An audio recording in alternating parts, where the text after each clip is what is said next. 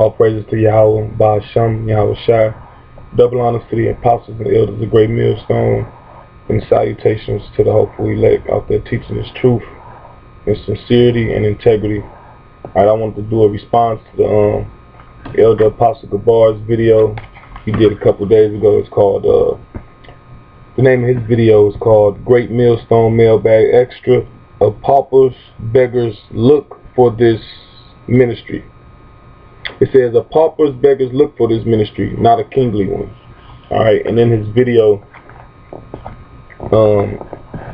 he was speaking on, he spotlighted Alazar Bonlawyer, aka Sakari, who is currently known as Adonis Delirious, right? Basically, he was selling so-called Hebrew Israelite clothing. And when you watch the Elder Apostles video, he gets into that, you know, as far as like the look, fancy garments, you know. But when I watched the video, it made me think of people buying and selling the truth. You know, the scriptures say, "Buy the truth and sell it not." So to encompass all that does that, because you got on the Sakari video, when you see the elder bringing that out, he got that going on. And then you got people, even when these YouTube videos that we make speaking about the truth of the scriptures about the Bible, you got people monetizing their videos.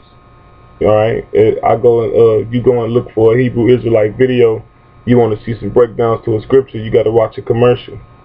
Now, the man in Great Millstone, you never had to do that. Because why? The scripture, let me get the scripture. It's Proverbs chapter 23, verse 23. It says, buy the truth and sell it not. Also, wisdom and instruction and understanding. Now, do you literally buy the truth? You know, do you go and literally pay someone to get the proper breakdown of the scriptures? No, but you buy the truth with your time, your effort, and your sincerity. Now, once you get it, you don't charge up, and there's multiple ways to do it. Like, why is you charging us time? We gotta sit through a ad to get to the truth of the scriptures. No man in Great Millstone do that, and it's encompassing, you know, like I've mentioned earlier, everybody to do that, because you know IUIC been selling what they got, camp starter kits, you know, and even you so-called people, so-called Israelite women on social media, you just grabbing regular t-shirts, putting fringes on them and selling them. That's not for you to do, you know. And also, you people selling shirts talking about some 144K. That's bullshit, man. How you gonna sell? I'm gonna be walking around with a shirt talking about some 144K, like you just know you part of the 144,000, or you walking around elect. We don't know who the elect is, and we don't know who the 144,000 is. We just hopeful. You'd have been better off putting hopeful elect. But even still, why even, the scriptures say be careful for nothing. Why even do that? Alright. Follow up Proverbs 23 with this scripture. This is Matthew. This is Matthew chapter 10, verse 8. In fact, I'm going to start at verse 5. It said, these 12 Yahushua sent forth and commanded them, saying, go not into the way of the Gentiles, and into any city of the Samaritans enter ye not, but go rather to the lost sheep of the house of Israel. So Yahushua commissioned his disciples, which later became apostles. And he commissioned them to go to the lost sheep of Israel. He didn't commission them to go to the Gentiles, which include, the Gentiles are the other heathen nations. So the Lord said, go to the lost sheep of the house of Israel. How they lost? Because number one, they don't know that they Israelites. They don't know that salvation and the kingdom of heaven is for them. They Americanized, or they Greeks, they Hellenists, right? So it said, and as ye go, preach, saying the kingdom of heaven is at hand. Heal the sick, cleanse the lepers, and a lot of, we sick. When you get it, it say heals the sick, cleans the lepers, raise the dead. Because a lot of people mentally dead. You know, physically you alive, you can breathe, you can eat, but mentally you don't understand your purpose on this earth. You think you just supposed to live, go to college, get a job, get a car, get a wife, raise children, and just pay taxes till you die. Pay taxes and vote, and just carry on with in society as if that's the natural way that you're supposed to live. But society is rooted against you. Society is against Yahweh Shem Yahushai. So how you supposed to operate in society under those conditions where it's against your power, it's against you realizing who you are as an Israelite. Alright, so that's how these people did. So Yahushua told them, heal the sick, cleanse the lepers, raise the dead. You know, let them know who they are. Let them know to turn back to the Lord.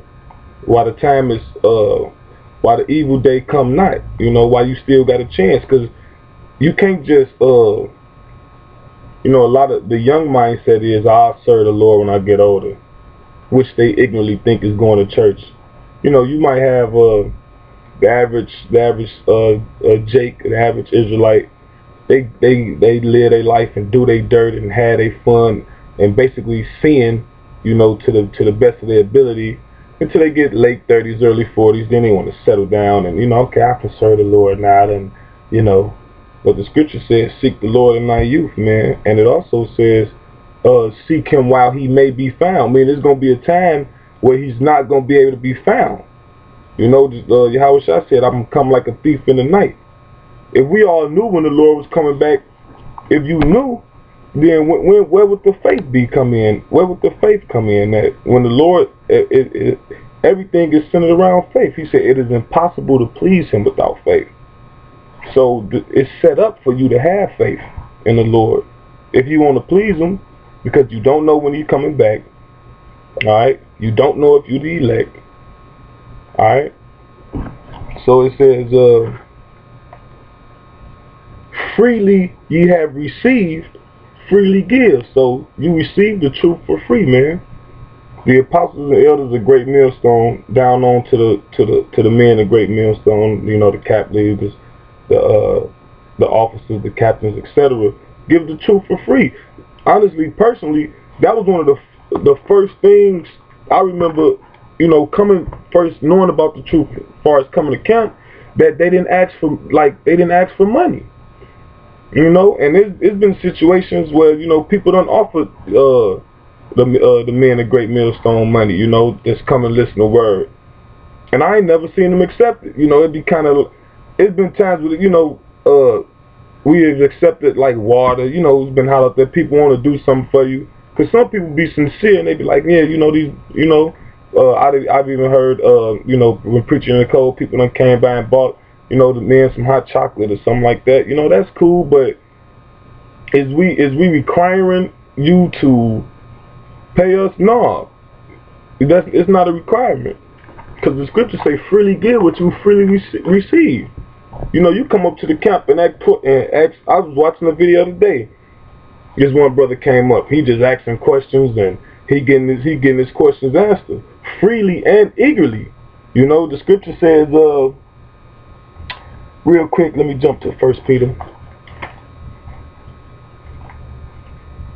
Just, you know, from speaking on that, the scripture says in 1 Peter 3:15, it says, but sanctify Yahweh thy power in your heart. Sanctify means separate.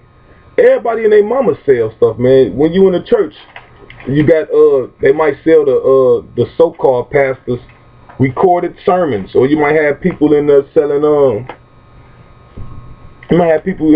anything, fish dinners, catfish dinners. You know, everybody got something to sell, man. But it says sanctify means separate. You know, it says, but sanctify Yahweh thy power in your hearts, and be ready always to give an answer to every man that asketh you a reason of the hope that is in you with meekness and fear. So you got to always be, you know, you got to be, that's why the scripture says, study to show thyself approved, a workman that need not be ashamed.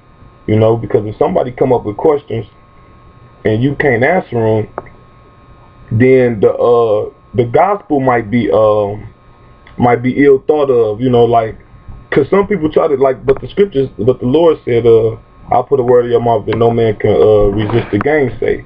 But, you know, that also includes you still have to study, you know what I'm saying, because we more than just Negroes with Bibles. When you get into the truth of the scripture, it turns you to a historian.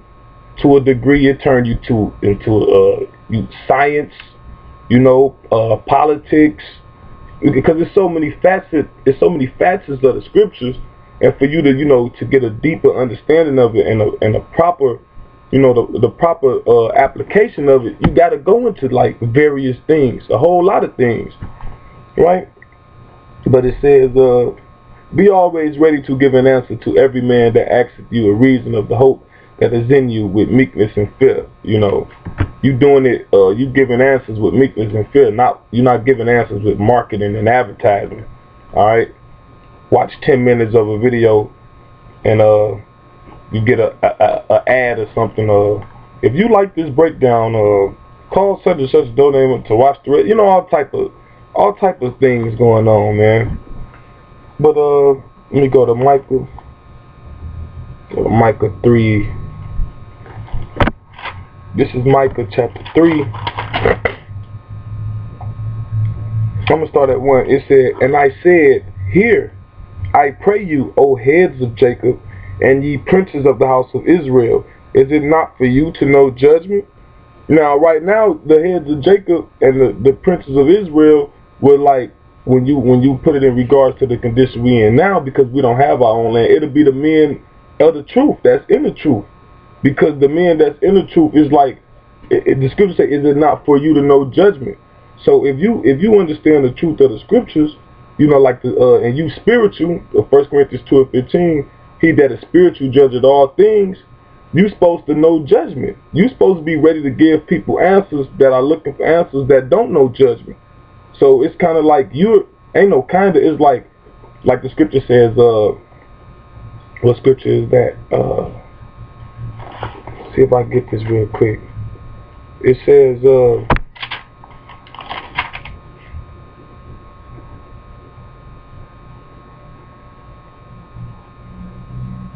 all right, here you go. This is Ezekiel chapter 3. It said, moreover, he said unto me, son of man, eat that thou findest, eat this roll, and go speak unto the house of Israel. And this roll is talking about the scriptures. So read these scriptures, digest them, meditate on them, all right, understand them, all right, the whole scriptures, and then speak into the house of Israel, because this book is full of wise and holy proper judgment.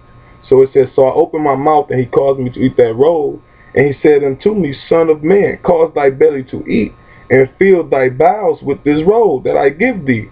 Then did I eat it, and it was in my mouth as honey for sweetness. And he said unto me, son of man, go, get thee unto the house of Israel, and speak with my words unto them. So that's who you, when going back to Micah 3:1, that's how you know judgment, through the scriptures. You know, you eat this roll, you understand it, and you meditate on it, like I just recently said. But then you speak to the people, because the scripture said, if any man speak, let him speak with the oracles of God. So when you answering these people questions, you can't deviate from the scripture, because all your answers coming from the scripture, right? So it says, who hate the good and love the evil, who pluck off their skin from off them, and their flesh from off their bones, who also eat the flesh of my people, and flay their skin from off them, and they break their bones and chop them in pieces. As for the pot, and as flesh with the cauldron, because when you go back to Ezekiel, when he saw that valley of dry bones, the truth covered them bones. When you read John 6:63, it says, the flesh profiteth nothing. It is the spirit that quickeneth. The words I speak to you, they are spirit and they are life. So it's symbolic to saying like when he in Ezekiel in the valley of dry bones, he saw the bones rising up, the flesh coming on the bones, the muscle tendon, and the skin, and ultimately just looking, it was full, it was whole. That's representing that they was alive. You know, you alive with what? With the spirit. The spirit quickeneth. The word quickeneth means to make alive. But the so-called heads and princes of Israel, the people of the circumcision, like the scriptures say, there are many vain talkers, especially of the circumcision, meaning those who know that they Israelites and got more of an understanding of the scriptures than the average Israelite. You know, those are the ones who eating up the flesh of the Lord's people. All right. I'm gonna close with John 21:17. Close with this scripture. This is John chapter 21. This is St. John chapter 21, verse 17. He said unto him the third time, this is how Shai speaking to Peter. It says, he said unto him the third time, Simon, son of Jonas, lovest thou me? Peter was grieved because he said unto him the third time, lovest thou me? And he said unto him, Lord, thou knowest all things. Thou knowest that I love thee. Yahweh said unto him, feed my sheep. So the Lord's sheep, what did it say in Matthew 5? It said, go not into the way of the Gentile, but rather to the lost sheep of the house of Israel. So the sheep is the lost Israelites of the children of Israel, the so-called Negroes. And we say so-called because we not Negroes naturally. That's just a byword that was given to us. All right, the so-called Negroes, the so-called Latinos, and the so-called Native Americans. That embodies the house of the lost sheep of Israel, and the confusing faces that's scattered among the nations as well. All right. So the Lord told Peter to feed my sheep. Now the Lord likens the house of Israel to sheep because the sheep are totally dependent. Like as Israelites, we totally dependent on the Lord because the Lord is our power. But sheep wander sheep wander, be lost, they go astray. A sheep not a very smart animal that can tend to itself. So when you put it like the Lord set up shepherds over his sheep, you know, starting right in this time period right now, starting with the apostles of GreatMillstone and the elders and the men on down. So it's like when the scriptures say it says you are under tutors and governors until the appointed time of the Father.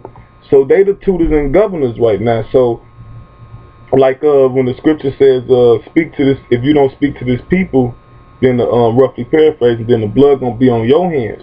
So it's gonna be more responsibility on you if the sheep going off, because you're supposed to be a tender of the sheep.